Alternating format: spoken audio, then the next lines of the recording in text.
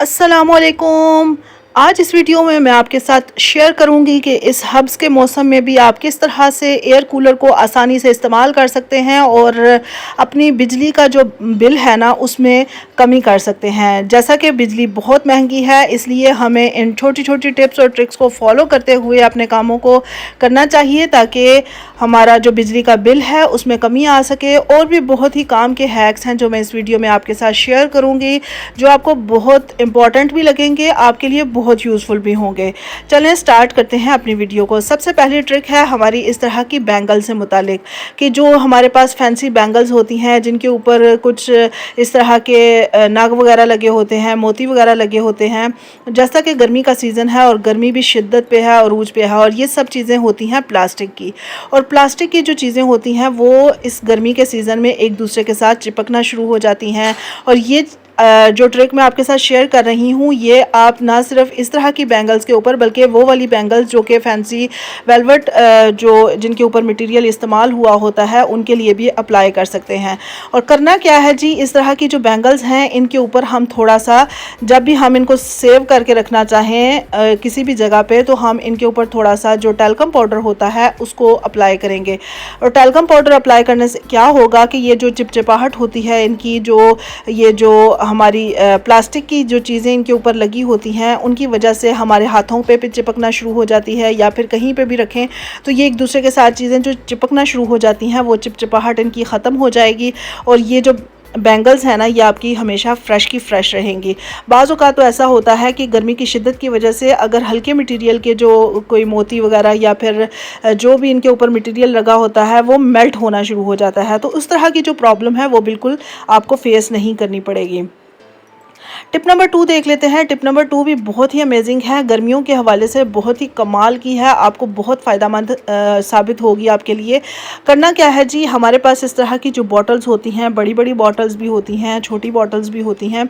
और आप सब जानते ही हैं कि ये जो इनकी बेस पार्ट होती है ना, इनमें छोटे छोटे सेक्शंस बने होते हैं। लाइक जैसे कि आपको मैं काट के दिखाती हूँ कि इस तरह की बॉटल्स को आप बिल्कुल भी डिस्कार्ड ना किया करें। गर्मी के मौसम में हमें आइस क्यूब्स की, बर्फ़ की बहुत ज़्यादा ज़रूरत पड़ती है और हमें ये छोटे छोटे काम कर लेने चाहिए। हमारे पैसों की बहुत ज़्यादा बचत हो जाती है अगर हम इन छोटे छोटे कामों को कर लें, इन छोटी छोटी ट्रिक्स को अप्लाई कर लें। अब देखें जी, इस तरह से मैंने इसका ये जो बेस पार्ट है इसको काट लिया और अब इसको हम थोड़ा सा इवन कर लेंगे। जो इसके एजेस ऊंचे नीचे हैं ना उनको इवन कर लेंगे, एक जैसे लेवल पे ले आएंगे। और फिर उसके बाद इसको यूज़ किस तरह से करना है, इसको हम अपने जो आइस क्यूब ट्रे है ना उसके तौर पे इजीली यूज़ कर सकते हैं। देखें इसमें 5 से 6 सेक्शंस होते हैं बड़ी बोतल में और छोटी बोतल में भी, लेकिन ये कि हम इसको वेस्ट कर देते हैं। तो आप इसमें अपने आइस क्यूब्स को इजीली जमा सकते हैं और आइस क्यूब बहुत अच्छे बन के निकल आते हैं।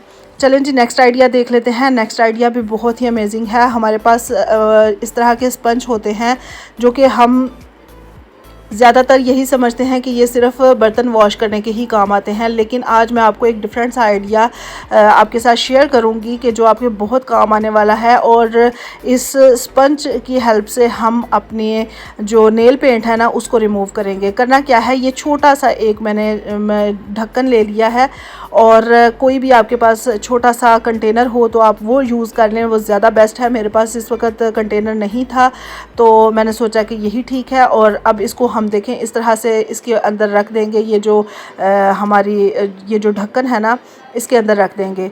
आप कोई सा भी कंटेनर यूज़ कर लें, वो बहुत ही बेस्ट रहता है। और देखिए इस तरह से हमने इसके अंदर छोटा सा होल क्रिएट कर लिया और अब इसके ज़रिए हम किस तरह से नेल पेंट को रिमूव करेंगे।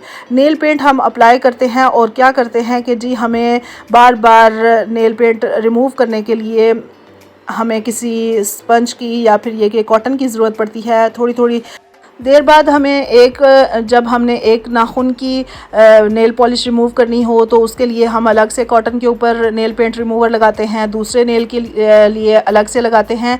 लेकिन आप इस तरह से करके रख लें, आप देखेंगे कि आपका नेल पेंट रिमूवर भी कम इस्तेमाल होगा और बहुत आसानी से आपकी नेल पॉलिश भी रिमूव हो जाएगी। मैं बगैर स्किप किए आपके साथ ये वीडियो शेयर कर रही हूँ।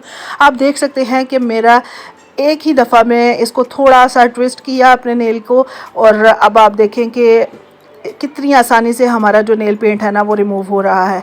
लेकिन इसके लिए शर्त ये है कि नेल पेंट रिमूवर जो है ना वो किसी अच्छे ब्रांड का होना चाहिए, किसी अच्छी क्वालिटी का होना चाहिए, क्योंकि हर नेल पेंट रिमूवर इतने अच्छी क्वालिटी का नहीं होता। इसलिए जब भी आप ख़रीदें किसी अच्छी क्वालिटी का, किसी अच्छे ब्रांड का आप नेल पेंट रिमूवर ख़रीदें।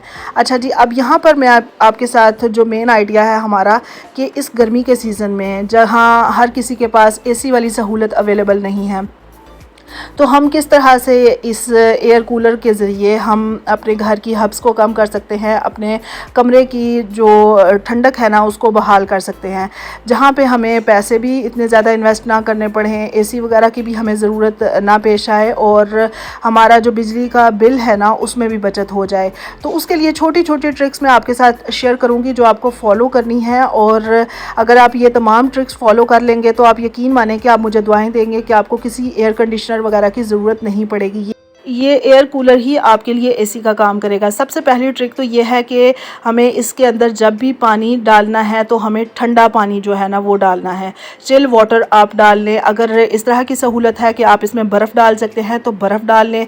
और दूसरी बात ये कि जब भी आप एयर कूलर को थोड़े थोड़े दिनों बाद जो इसकी जाली है ना उसको साफ़ करते रहें। अगर साफ़ करते रहेंगे ना तो इसके ऊपर डस्ट वगैरह की जो एक लेयर जम जाती है जिसकी वजह से हवा क्रॉस नहीं हो पाती और हब्स वाला माहौल पैदा कर देता है, वो नहीं होगा। और इसमें एक चीज़ हम शामिल कर लेना, अगर जो बेकिंग सोडा होता है, बेकिंग सोडा नमी को एब्जॉर्ब करने की बहुत अहम सलाहियत रखता है।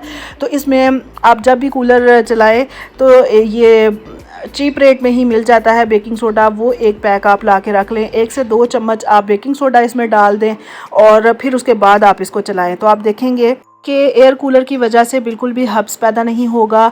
इसको आजकल के मौसम में इसको हाई स्पीड पर चलाने की बजाय लो स्पीड पर चलाएं।